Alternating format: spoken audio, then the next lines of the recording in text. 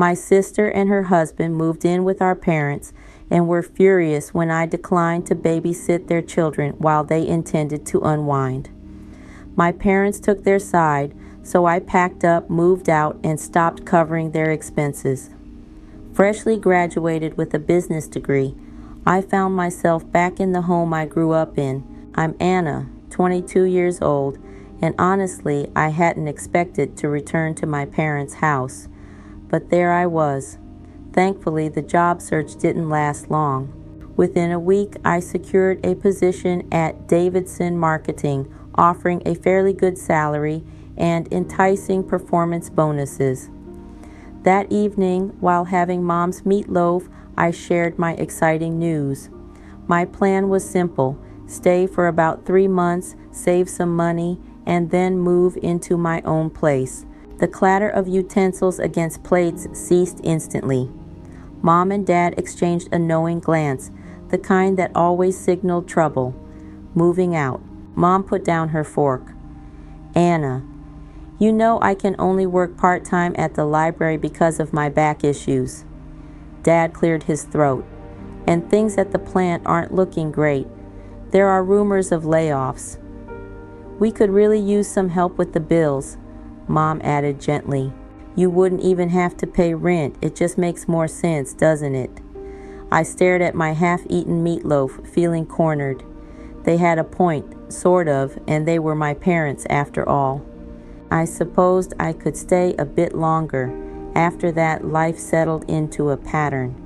I worked, came home, took care of the bills, and Mom always made sure dinner was ready.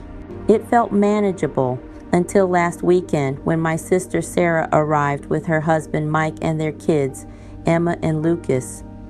It was as if a switch had been flipped in my parents. "Oh, my sweet darlings," Mom gushed, scooping up 4-year-old Emma while Dad lifted Lucas onto his shoulders. "Sarah, dear, you look fantastic.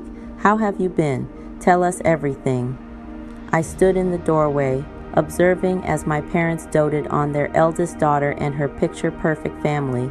They hung on her every word, eager for details about the most trivial things. How her garden was doing, what new words Lucas had picked up, how her book club was going. They'd never shown that level of interest in my life, not even when I made the dean's list or received the business school's leadership award. "Anna, sweetheart, could you make some coffee?" Mom called over her shoulder, not even glancing my way as she bounced Lucas on her lap. Standing in the kitchen that day, hearing my family's laughter echoing from the living room, I couldn't help but reflect on how things had always been this way. Sarah, 7 years older than me, had always been the family's shining star while I played a supporting role. I remembered sitting at this same kitchen table at 11 years old, proudly showing Mom my straight A report card. She barely glanced at it before turning back to her conversation with Sarah about college applications. "That's nice, Anna," she had said absent-mindedly, waving me off. "Sarah, sweetheart, which universities are at the top of your list?" Those years revolved entirely around Sarah's high school accomplishments. Every dinner conversation centered on her grades, extracurriculars, and college preparations. I sat quietly, eating my peas, as Mom and Dad clung to Sarah's every word about her AP classes and college visits. Everything shifted even more dramatically when Sarah was accepted into Brighton University. I was 11 then, but I still recall that dinner conversation like it was yesterday. "We're so proud of you, darling," Mom had exclaimed, eyes glistening with tears. "We'll figure it out, right, Robert?" Dad nodded solemnly. "We'll take out a student loan. Our Sarah deserves the best education available." A week after Sarah left for college, my parents had a different kind of talk with me. "Anna," Dad said, his tone serious, "we'll have to tighten our belts for a while. The loan payments and Sarah's college costs are a big strain. That's when everything truly changed. While my classmates upgraded to new phones every year, I held onto my old flip phone until it literally broke apart. When I needed new clothes, we shopped at thrift stores instead of the mall. Christmas presents turned into practical necessities, socks, school supplies, but they never failed to send Sarah money. "Your sister needs to focus on her studies," Mom would say, signing another check. "We can't let her stress about finances." I grasped the reality of my situation early on. At 15, I joined every club and academic contest I could find. I burned the midnight oil, not just aiming for good grades, but striving for flawless ones. I tirelessly wrote essays for scholarship applications until my fingers ached, fully aware that no student loans would be waiting for me. My hard work paid off. I secured a full scholarship to State University. I can still picture the wave of relief that washed over my parents' faces when I shared the news. They wouldn't have to spend a single penny on my education. Meanwhile, Sarah graduated, landed a job in Brighton, and soon married Mike, her college sweetheart. Within 2 years, Emma was born, followed shortly by Lucas. My parents were ecstatic. Their golden child had built the picture-perfect family. Now every monthly visit followed a predictable pattern. Sarah and Mike would arrive with the kids, and before I even had the chance to properly greet them, Sarah was already outlining her weekend plans. "Anna, you'll watch Emma and Lucas while we go shopping, right?" she'd say, though it was never really a question. Mike and I barely get any time alone these days. The first few times I tried to suggest that maybe our parents could take on the responsibility instead. "Oh, sweetheart," Mom would say, rubbing her lower back, "you know I struggle to keep up with little ones, and your father needs his rest on the weekends." And so, there I was, spending yet another Saturday watching Frozen for the 100th time with Emma, while Lucas attempted to turn my bedroom walls into his personal coloring book. Sarah and Mike enjoyed lunch with their friends while our parents busied themselves in the garden, occasionally peeking in to ask if I needed anything, as if they were doing me a favor. I tried to reassure myself that it was just one weekend a month, one weekend of being the go-to babysitter while everyone else carried on with their lives. A year passed in this cycle of babysitting and bill payments. I had nearly adjusted to it, almost. Then came the phone call that turned my already complicated reality completely upside down. I was finishing up the dinner dishes when I heard Mom's phone ring. From the kitchen, I caught the surprise in her voice. "Sarah? Oh, honey, don't cry. Tell me what happened." Through her sobs, Sarah explained that Mike's company had gone under without warning. Their rent was no longer affordable, and their savings had been depleted. Could we maybe stay with you for a while?" Sarah's voice was loud enough for me to hear every word clearly.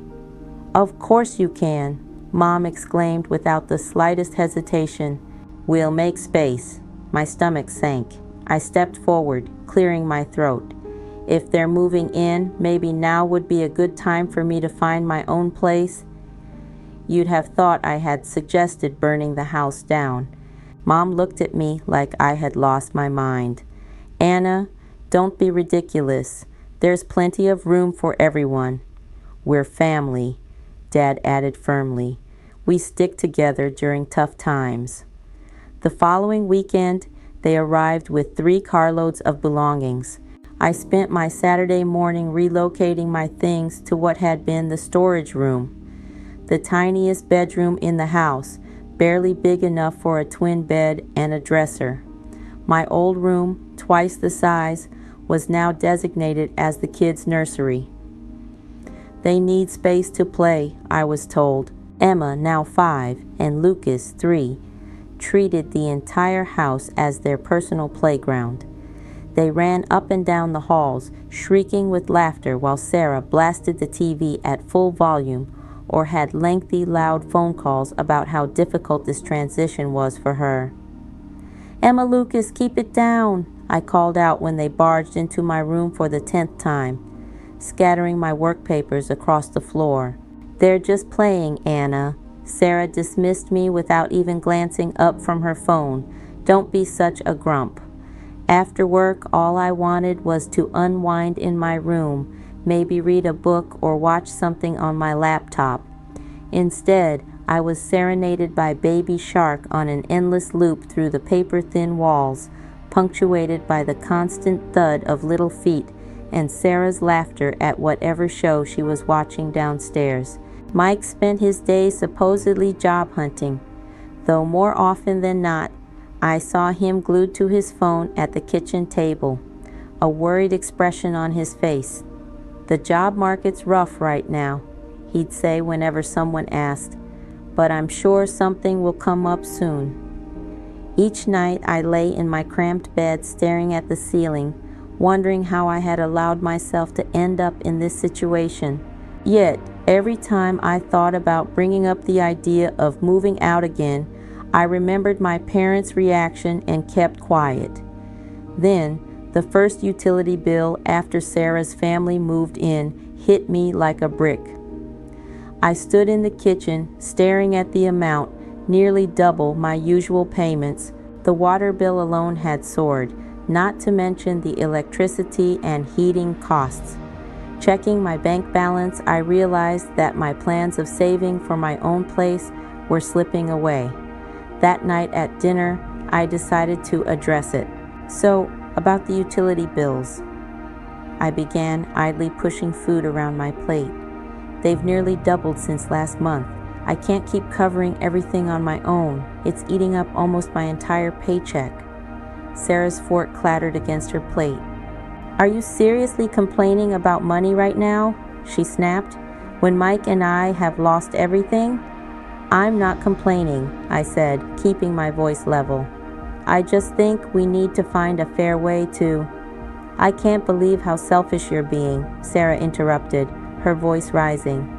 "We're going through the hardest time of our lives, and all you care about is money?"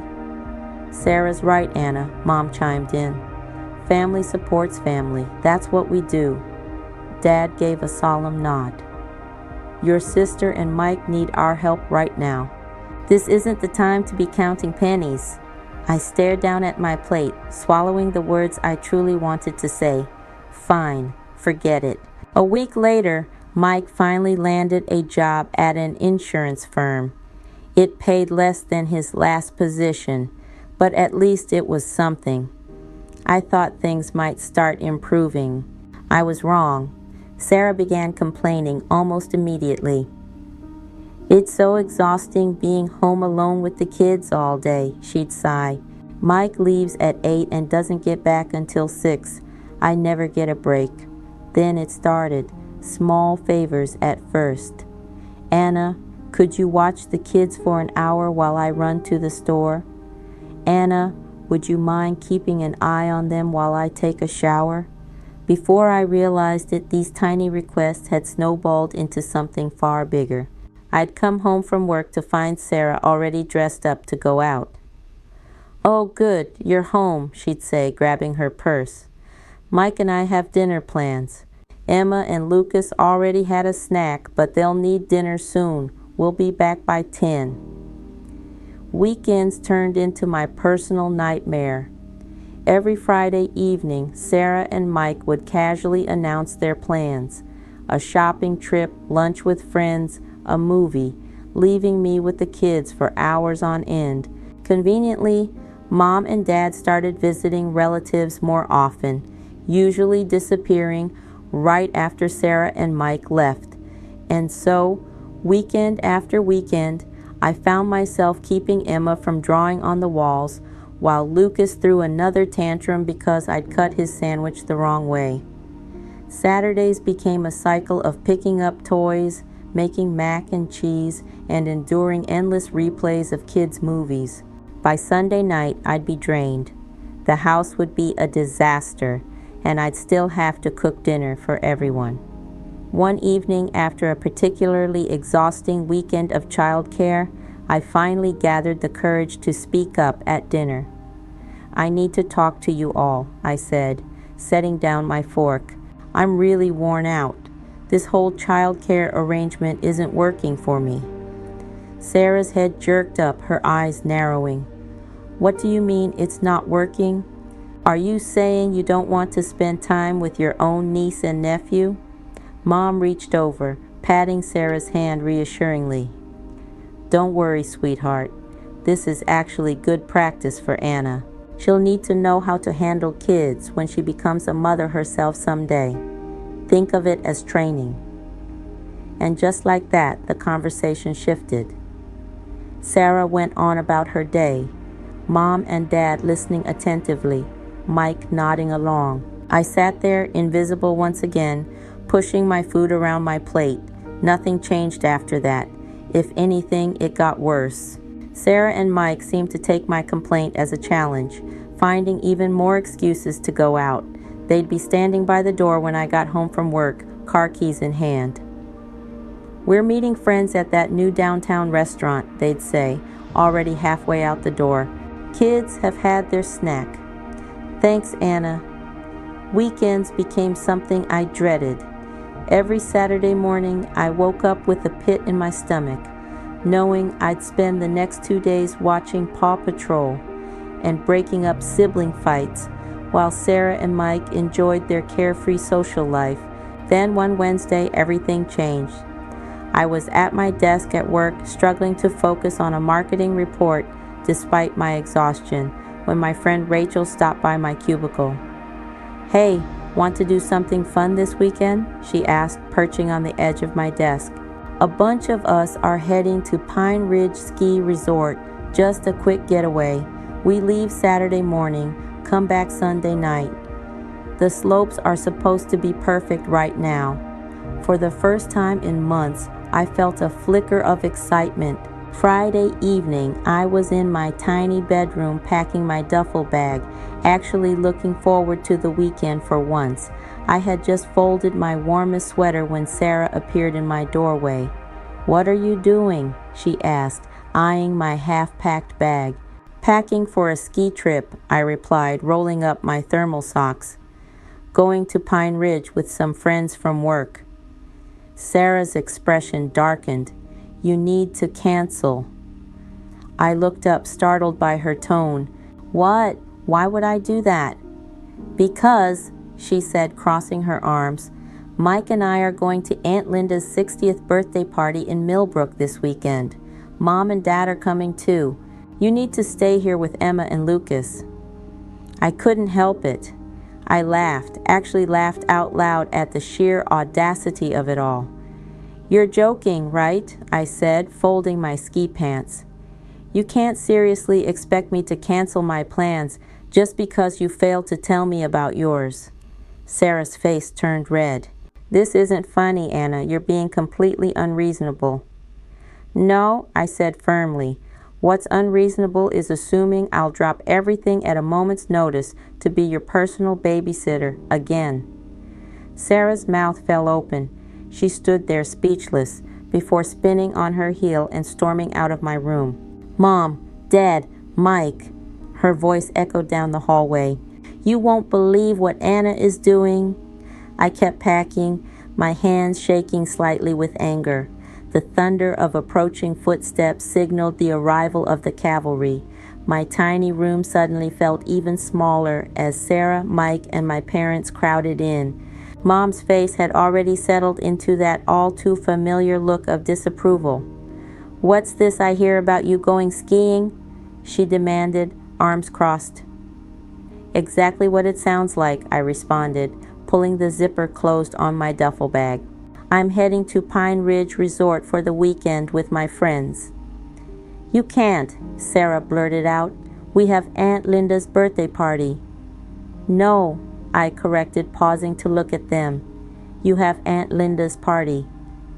I set my bag aside and turned to face them fully. And why am I just now hearing about this party?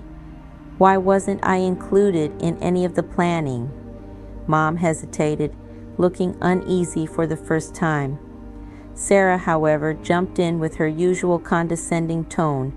We all talked it over and decided this was the best arrangement. We go to the party, you stay home with the kids. It makes the most sense. You all talked it over without me and just decided how I'd be spending my weekend? How convenient. Well, you can't exactly bring small children to an elegant event, Sarah scoffed. Aunt Linda specifically said, no kids. I hoisted my duffel bag over my shoulder. Sounds like a you problem. They're your kids, Sarah. Figure it out. What's that supposed to mean? Mike finally spoke up, frowning. It means exactly what it sounds like, I said evenly. I have plans. I'm going skiing. Your children, your responsibility. If they can't go to the party, either stay home or hire a babysitter. A babysitter? Sarah shrieked. With what money? Again, not my problem. I turned to look at all of them standing there watching me, and for the first time in months, maybe even years, I felt strong. Let me make this crystal clear. I am going skiing tomorrow. I am done being your free, always available babysitter. I am done having my weekends stolen, my plans dismissed, and my life treated like it's an afterthought. Sarah, if you need childcare, that's on you. Stop assuming I'll always be here to pick up the slack. The silence that followed was deafening. They all gawked at me as if I had suddenly started speaking a foreign language. Sarah opened and closed her mouth like a fish gasping for air. Mom looked like someone had slapped her. Dad seemed to be shrinking into the doorway. And Mike just stood there, wearing the same dazed expression he'd had since his company collapsed. The stunned silence didn't last long. Sarah's face crumpled, and she launched into dramatic sobs, covering her face with her hands. Mike muttered something under his breath that sounded a lot like ungrateful bitch. How dare you? Mom's voice rose. After everything we've done for you, you're being completely irresponsible. Selfish, Dad added, shaking his head. Absolutely selfish. I stood firm, my duffel bag still slung over my shoulder, watching my family morph into a Greek chorus of accusations. Their words, selfish, ungrateful, inconsiderate, immature, washed over me, each one meant to wound, to put me back in my place. And then Mom delivered what she clearly believed was the final blow. If you walk out that door tomorrow, don't bother coming back. To their absolute shock, I laughed. Not a nervous chuckle, but a full, genuine laugh. They stared at me like I had lost my mind. You know what's funny? I said, wiping a tear from my eye. I've been wanting to move out of this house for months. I just didn't have the courage. But now, you're handing me the perfect excuse. So thanks for that, Mom. Get out, Sarah shrieked, her fake crying vanishing in an instant, replaced by pure rage. Just go. Gladly.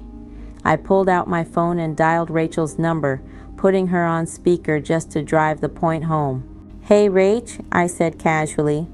Sorry to call so late, but is that offer to crash at your place still open? Not just after skiing, maybe for a few days? Of course, Rachel's cheerful voice rang through the room. I have a spare room. Want to come over now? That'd be perfect. I'll be there in 20 minutes. I spent the next 15 minutes gathering everything I could fit into my car. Clothes, important documents, personal belongings. From various doorways, they watched in stunned silence as I made trip after trip up and down the stairs, as if still struggling to believe I was actually going through with it. When the last box was loaded, I stepped into the living room where they had all gathered. Oh, one last thing, I said, my voice unwavering. Since I won't be living here anymore, I won't be paying any of the bills either. You'll need to figure out how to cover them yourselves. Mom's face turned ghostly. But the utilities, the groceries, not my concern anymore, I interrupted, echoing my earlier words. Without a second glance, I stepped out the front door, tuning out Mom's panicked pleas behind me. The drive to Rachel's place was a blur of adrenaline and newfound freedom.